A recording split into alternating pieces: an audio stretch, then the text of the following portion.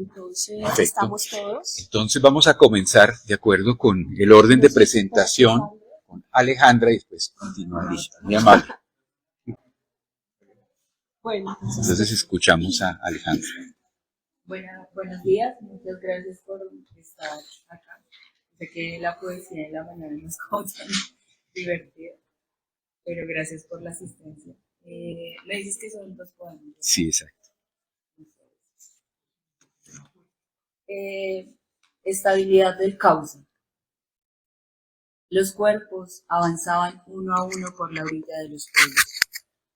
Conforme el agua se iba secando, pedazos de huesos y peces amarraban con su presencia la memoria que se veía perdida en los años.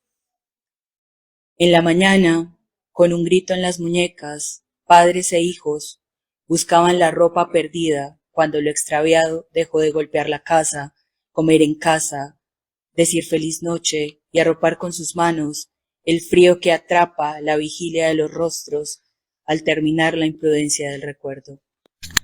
En la tarde, con las extremidades que no les pertenecían, llovieron con la sensación de ver regresar a su desaparecido sin agua.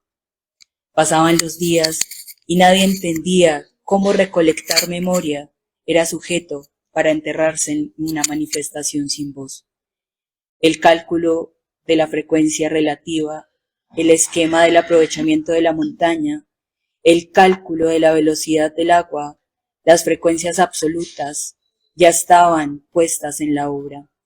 Lo único que quedaba era secar el río, remover los cuerpos y empezar a olvidar que la muerte alguna vez reposó en la construcción del progreso. Mujer sin rostro. ¿Y si el mundo se llena de mujeres sin rostro? Mujeres que mueren con el líquido al hacerse madres, mujeres que custodian el haber sido humanos para olvidar en el monte las manifestaciones de otras memorias. Mujeres no mujeres que viven en los escombros de un hombre que posee los orgasmos, mujeres que escuchan las paredes y encienden en su cuerpo la marea nocturna en el vientre, mujeres que escupen el mundo en la ventana de cada viajero, que mueven los escombros en casa para permanecer, mujeres que ocultan las lecturas en su pasado, que no cuentan con las olas de su rostro, mujeres sentenciadas al olvido de sus caderas, que piden permiso para entrar, que piden derecho al salir, mujeres custodiando la libertad de la comida, mientras el mundo les niega cada rostro, mientras el mundo hace de una mujer todas las mujeres a imagen y semejanza de una mujer sometida en los orígenes de la vida, mujeres idealizadas a un placer primero, a una obligación segunda y a un quehacer sin sentido, donde todas, inmersas en su cuerpo de mujer, escapamos para no recrear el antiguo camino que dejó la primera mujer sin rostro. Muchas gracias.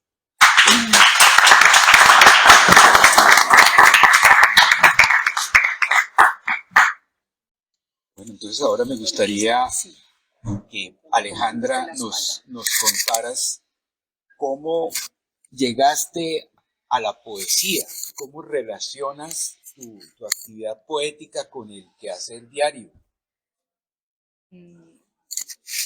Pues es algo complejo porque fue yendo a una biblioteca. Entonces yo necesitaba buscar el final de un libro que tenía en la casa porque no encontraba las últimas páginas. Leí todo el libro y me faltaban 3 páginas para saber el final. Y fui a la biblioteca, efectivamente encontré el libro, lo terminé de leer y me di cuenta que habían demasiados libros. No me gustaba mucho que hubiera tanta gente, entonces la biblioteca, que era la del Tunal en ese momento, tiene 3 pisos y en el segundo piso era el de poesía. Solamente había poesía y literatura. Entonces yo como me voy a ir al segundo piso y voy a recorrer qué encuentro. Y me puse a mirar y encontré a un escritor que llevo desde siempre, que es Octavio Paz. Entonces empecé a leer, pero yo no entendía nada de lo que estaba diciendo. Y yo, ¿pero qué es?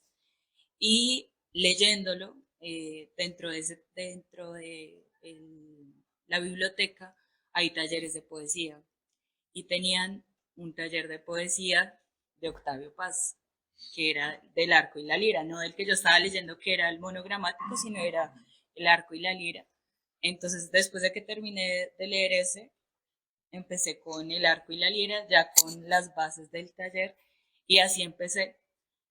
Eh, Obviamente que a la hora de escribir no es como voy a leer y esto, sino también es como esa conexión del mundo que uno tiene con la lectura, con la escritura.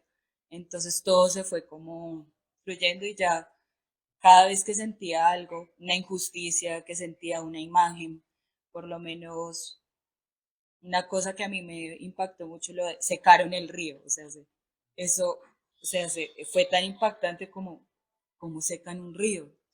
Entonces, a partir de todas esas imágenes que son fuertes, uno empieza como a escribir y no se da cuenta en qué momento está haciendo poesía y está sacando una sensación que uno tiene.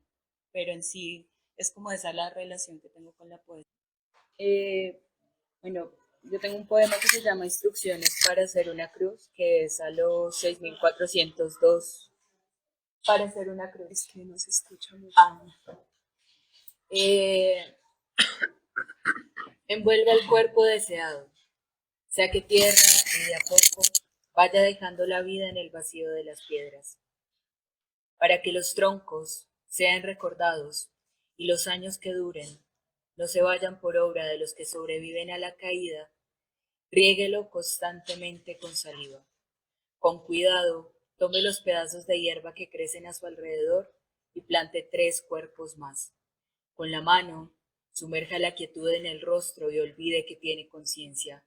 Los raspones habrán hecho polvo las rodillas y plantado sobre las sogas, un aliento crecerá donde la memoria desaparece. El silencio, esa creencia de olvidar las palabras, lentamente volverá raíces a aquellos rostros que no decidieron ser suelo. Y el último, el árbol de tu muerte.